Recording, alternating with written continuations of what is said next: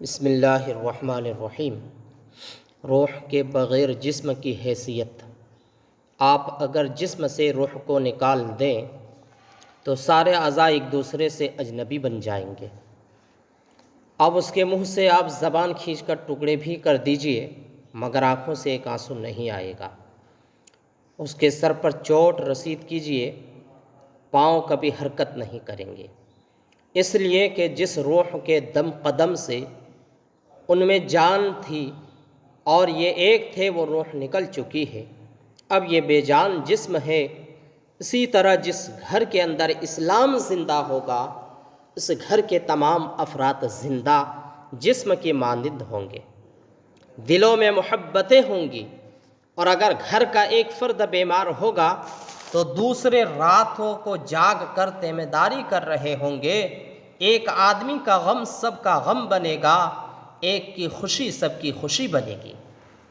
آپس میں محبتیں ہوں گی اور دل ایک دوسرے سے پیوستہ ہوں گے۔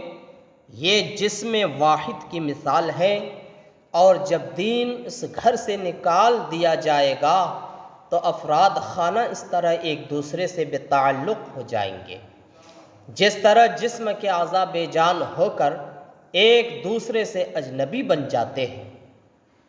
اسلام کے بغیر گھر کی حیثیت۔ ایک آدمی کے جسم میں روح نکال لی جائے اور اس کے ناک کو بند کر کے اس کے منہ کے ذریعہ ہوا پمپ کر دی جائے تو کیا اس ہوا کے بھر جانے سے وہ جسم زندہ ہو سکتا ہے؟ ہرگز نہیں ہو سکتا۔ وہ لاش جلدی گل سڑ کر تو سکتی ہے مگر زندہ نہیں ہو سکتی۔ اسی طرح اگر کسی گھر سے اسلام کو نکال لیا جائے اور کسی عزم کو یا انسان کے بنے ہوئے کسی طریقہ حیات کو گھر میں داخل کر لیا جائے تو کیا اس گھر کے اندر وہ محبتیں اور الفتیں زندہ ہو سکتی ہیں؟ کبھی نہیں ہو سکتی۔ ممکن نہیں کہ انسان کا بنا ہوا کوئی بھی عزم گھر کے افراد کے اندر وہ محبتیں پیدا کر دے جو اللہ رب العزت کا دین پیدا کر دیتا ہے۔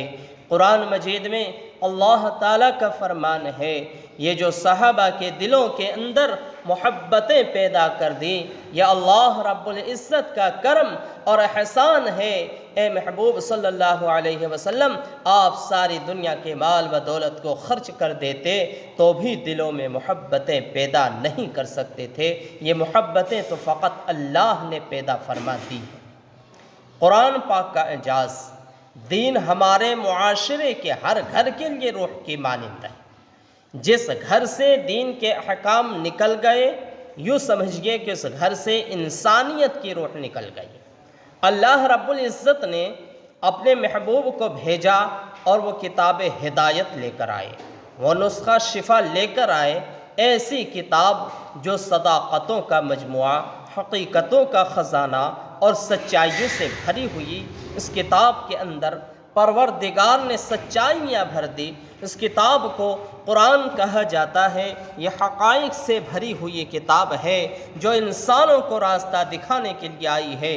فرمایا کتاب انزلناہ الیک لتخرج الناس من الظلمات الی النور۔ اس کتاب کو ہم نے آپ کی طرف اس لیے نازل کیا کہ آپ انسانوں کو اندھیروں سے نکال کر روشنی کی طرف لائیں۔ یہ اندھیروں سے نکال کر روشنی کی طرف لانے والی کتاب، یہ بھٹکے ہوئوں کو سیدھا راستہ دکھانے والی کتاب، یہ پیر مذلت میں پڑے ہوئے ہو کی اوج سریہ پر پہنچانے والی کتاب، اور یہ رب کریم سے بچھڑے ہوں کو اپنے پروردگار سے ملانے والی کتاب ہے۔ سبحان اللہ۔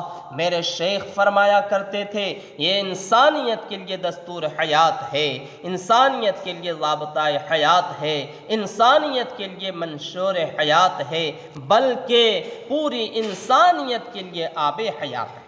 اس کتاب کو دیکھنا بھی عبادت ہے، اسے چھونا بھی عبادت ہے، اسے پڑھنا بھی عبادت ہے، اسے سننا بھی عبادت ہے، اسے سمجھنا بھی عبادت ہے، اور اس کتاب پر عمل کرنا بھی عبادت ہے۔